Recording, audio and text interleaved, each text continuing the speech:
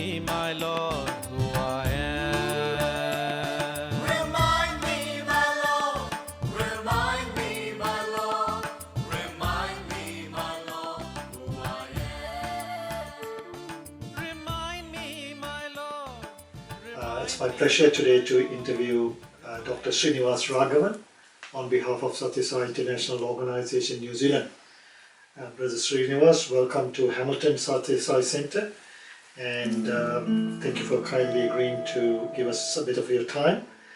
And the first question on behalf of our listeners is, I would like to begin by asking about your spiritual background. What were your spiritual understandings before you came into contact with Sai Baba?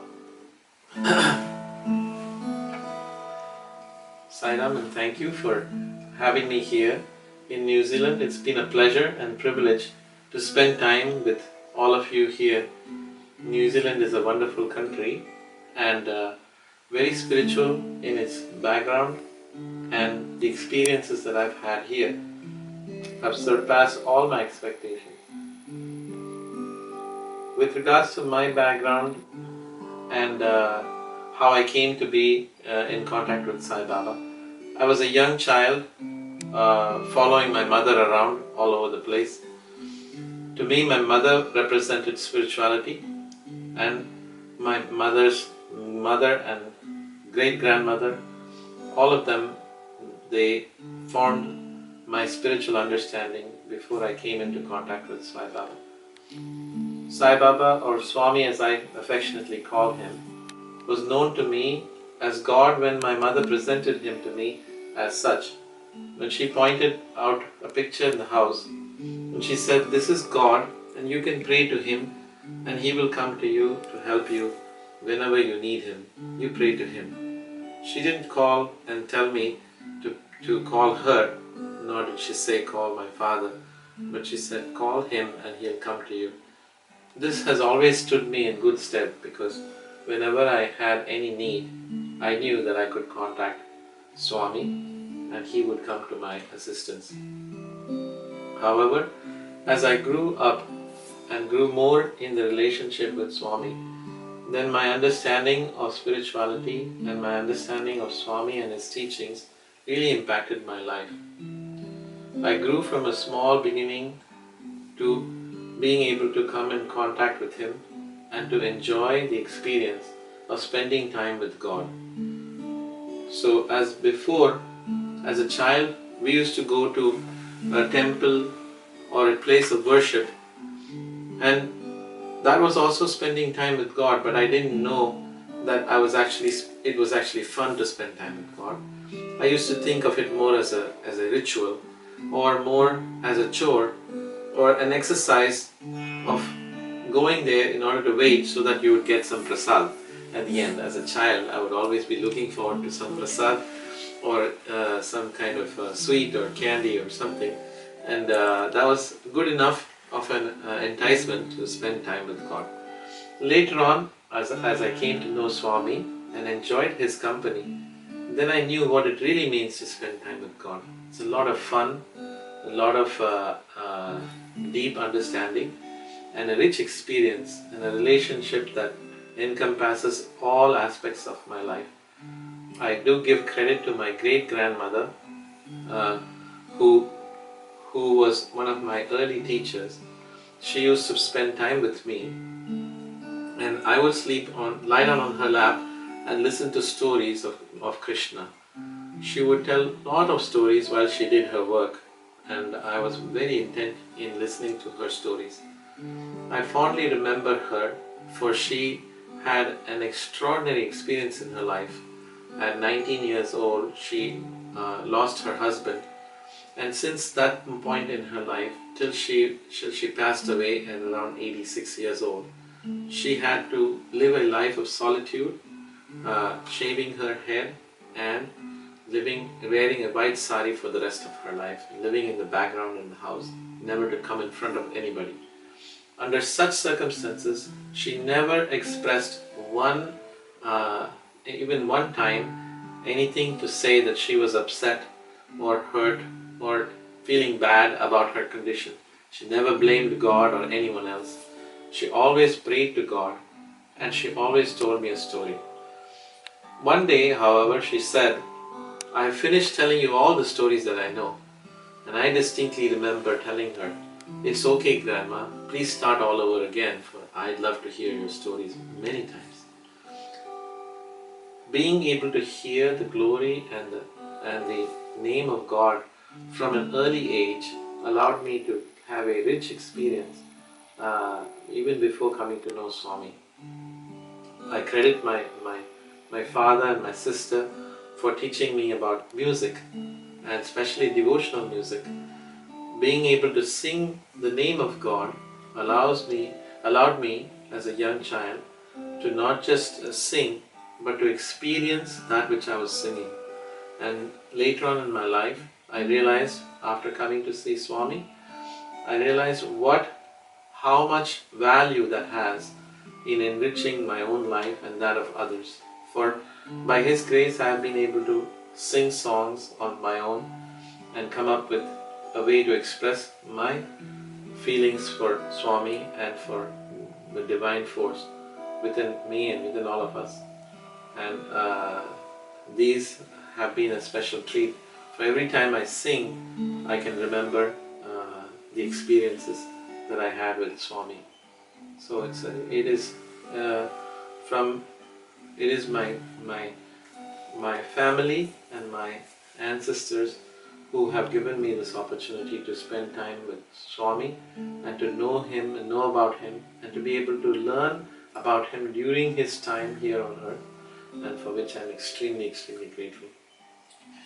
Thank you. I mean, you're obviously very fortunate to have had such a wonderful family to give you the right foundation and opportunities, and obviously that took you to the next level to meet Sri Sathya Sai Baba for the first time. What happened on your first time? Actually, it wasn't till much later when I was probably in my graduate school that I had the chance to see Sai Baba for the first time. I was being a devotee. I followed my family, and since our family never went to see Swami in Puttaparthi, we got to see him in bhajans at the Sai center or the home at the family altar, and we knew about Swami and interacted with him through bhajans and through service. As I was a college student, I knew that one of my professors was a devotee of Swami, and so he would take us to the nearby village to conduct village service to the villagers by rebuilding the school there, taking a medical kit and serving the village people who were needing medical treatment in the village, and rebuilding their roads, etc. So this was how I came to know about spending time with Swami. So it was a lot of yearning for me that I wanted to go and see Swami and be in his divine presence. It was about a year preparation to get there, because I wanted to make sure that I prepared myself not just physically but also mentally and also spiritually. And so the sadhanas that were recommended by my teachers were to pray to him, to concentrate on him, and to think about him a lot. So in preparation for this, I had prepared a cassette of a few songs that came to me. One of the first ones that I was fortunate to experience was the song Sai, you are my heart and soul. You are my path and my goal. You make my life whole and complete. You give your love to me. Born in this world in the name of Sai, hold on to him if you can. He is in one, he is in all, you can see him in everything. Yes, he is in one, he is in all, you can see him in everything. Sai, you are my heart and soul. We had technology only to record on cassettes, and so I was motivated and inspired to learn the technology and figure out how to do the recordings and put together a cassette which I mailed to Swami for his birthday, including a birthday song that came to me as well. Um, and before going to see him in person, I had done this work, and it was very exciting to go. It was a December time, so the weather was pleasant, and we got to be, for the first time, to travel to Puttaparthi. Would you like to know more? Yes, I was just wanted to say how thrilled I was to listen to that song that you just sang, Sai You Are, because that's become a song that's been inspiring me recently. So thank you for sharing that. But yes, please go on to say, because we still want to know how it felt like when you first saw Sai Baba physically as well. Swami, as a child, I knew that, as I said, I knew that I could call him and he would come. And my grandparents and my great-grandparents and my mother, all of them taught me the power of prayer. They would always reassure me that if you prayed sincerely, he would come. The first time that I went to see Swami, I really got to see this happen personally and experience the power of prayer. Swami always answers your prayers. It may not be in the form that you expected it to be answered, but he certainly answers it. In my case, the answer was very, very clear and direct. So the first time I got to go into Puttaparthi, I was so excited and went for the darshan very, very early, much earlier than expected, several hours before, because I didn't want to take a chance that I would miss getting into the hall. So I stood in line and waited with all the other people, and in those days they used to have form lines, and the first person in each line would pick out a token number from a bag of tokens, and whichever number you get, that whole line behind them will fall into the file into the auditorium according to their line number. So it so happened that the line that I was standing in got picked to be number 1. And so I was very excited to be able to go into the auditorium first. The Sevadal are very strict and disciplined in Puttaparthi, and they have a strict protocol about seating. But the good thing is, if you get in first, then they seat you up front. So the first day, waiting for seeing Swami, I was seated up front and quite excited. However, I had been taught very well by my teachers, who explained to me beforehand that when you are in the divine presence of the Lord, don't waste your time thinking about anything else or waste your energy talking to anyone. It is best to be quiet and spend time contemplating on the divine name of the Lord. So even though people around me were talking, I ignored them and focused on chanting some prayers. However, my prayers got over really quickly because I didn't really have that much that I knew in terms of prayers, unlike my great-grandmother, who could chant for a long time. You see, I remembered my great-grandmother once again. She used to chant a lot of prayers every day, at least a couple of hours, and towards the end of her life she fell into a coma. She was in a coma in the hospital for several weeks actually, and it seemed to be all seemed to be lost. However, one day she suddenly woke up from her coma and started chanting all her prayers loudly. She chanted all her prayers, she finished, and she passed away. And that was the way she left this world, praying and with the Lord's name on her lips. So I was remembering my great-grandmother, but my prayers list ran out much, much sooner. So fortunately for me, I remembered that Swami said it is good enough to chant the name of the Lord You don't have to know any complicated prayers. If you don't, just use the name of the Lord. So that's exactly what I did. And I was praying to Swami, and suddenly after, well, not suddenly, but after a few hours, Swami was to arrive and we heard the darshan music. It's very exciting when you hear the music, because you know that Swami is following. And so the usual pattern in the hall is everybody shifts and moves in order to face Swami and look in his direction, because everyone's excited to see Swami. However, I was told by my teachers to just stay quiet and God will come to you. Just pray to Him and He will come. If it is that He wishes to come, He will come.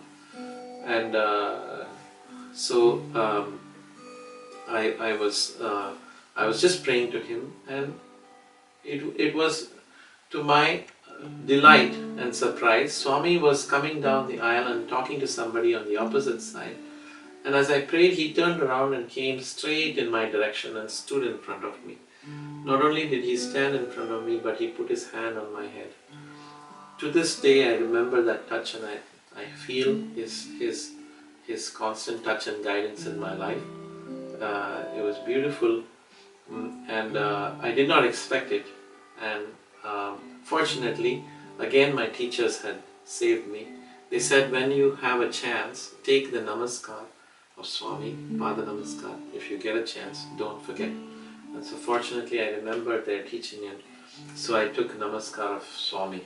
Now then, Swami stood next to the person sitting next to me, and he was speaking to somebody, and I thought, aha, maybe here's an opportunity.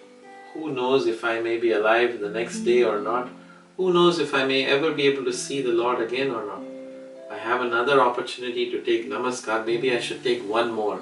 And so I bowed down and touched his feet again, and I seemed to have enjoyed it. The Swami looked down at me and smiled, and then he left. I remember the story of one of my Sai brothers who used to, on behalf of his family, he used to count the number of namaskars he got. And one day when he was taking the namaskar of Swami, he started counting, but Swami didn't move. And so he had a divine dilemma, should I stop counting or continue counting? And he continued because he couldn't get up. And Swami was talking to somebody else, and after what seemed to be an eternity, he looked down at my Sai brother and smiled and said, once is enough, you know. But for the devotee, once is never enough. When you have affection and love for the Lord, you want more and more of Him. Not once is not enough, Swami. So, since that day, with the touch of Sai Baba, I have been fortunate to be under his guidance and grace. I may be the most truant child that he may have experienced, but I always know that he is that I am under his wing and protection, and that he will do whatever needs to be done in order to make me a good person. And I am eternally grateful to Swami for spending the time and taking care of me. So not only did you have a darshan, you also had the touch. He allowed you to, the God creator to bless you. That's beautiful. And you obviously had great teachers whom you followed implicitly, and that shows, the caliber of character that you have. What is it about Sathya Sai Baba's teachings, Srinivas, that really appeals to you?